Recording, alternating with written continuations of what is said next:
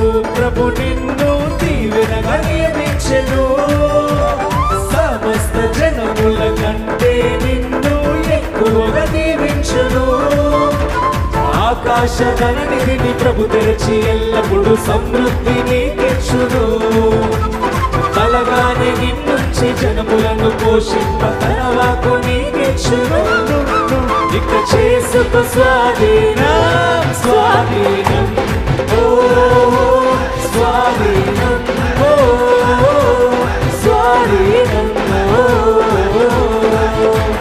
take take take take over take take take take over take take take take over take take take take over పరాక్రమముగా బలాఢ్యుడా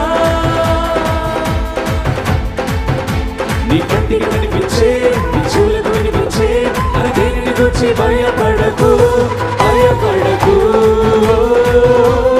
భయపడకు భయపడకు